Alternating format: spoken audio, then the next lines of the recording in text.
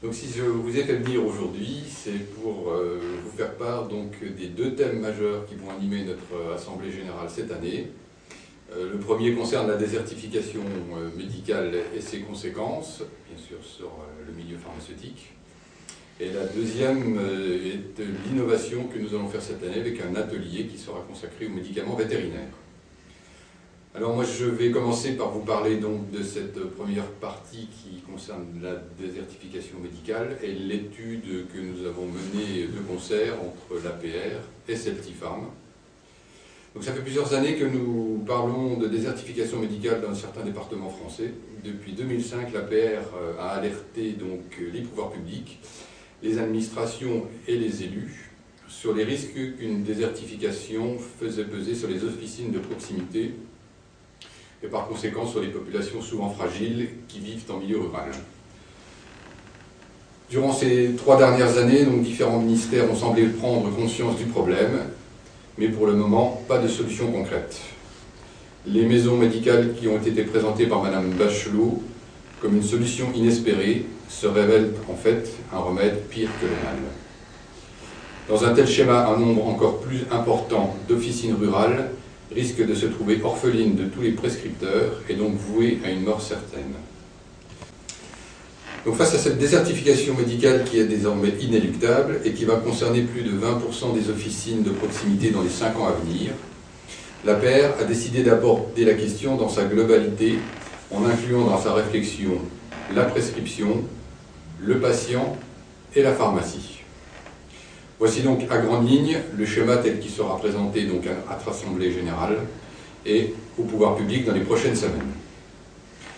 Aujourd'hui, chaque Français a un médecin traitant qu'il consulte prioritairement, ce qui lui garantit un suivi médicalisé et un remboursement optimal. Ce même schéma pourrait s'appliquer aux pharmacies.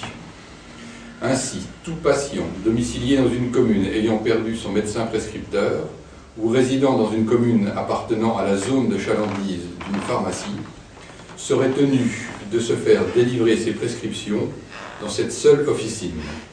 On parlerait alors d'officine dédiée de proximité.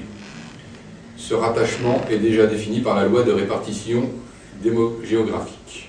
Bien sûr, ces remboursements ne concerneraient que les prescriptions de médicaments remboursables. Le choix d'une autre officine par le malade resterait possible, mais serait alors assorti d'une décote du montant du remboursement des médicaments prescrits. Cette décote pourrait se faire selon 2 critères. Le premier est le fait qu'une pharmacie orpheline de son médecin se situe dans le lieu de résidence principale du patient. Et le deuxième critère, le fait que le médecin prescripteur soit le médecin traitant ou un médecin généraliste ou spécialiste, et non un médecin de garde consulté en urgence. Un tel schéma, répondant aux intérêts de tous et en particulier à ceux des malades, présente un quintuple avantage. Alors il permet d'assurer immédiatement l'avenir de milliers de petites officines rurales. Deuxièmement, il s'inclut parfaitement dans le respect de la loi démogéographique en respectant les quotas de population de chaque pharmacie. Troisièmement, il évite tout déséquilibre du réseau. Quatrièmement, il n'impose aucune étude préalable et peut ainsi être très rapidement mis en place.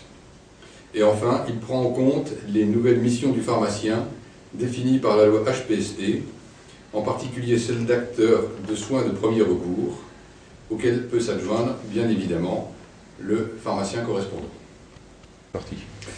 L'autre innovation pour notre Assemblée Générale consiste en la création d'un atelier qui cette année sera consacré aux médicaments vétérinaires. Et donc je laisse le soin à Jackie, qui est notre référent pour le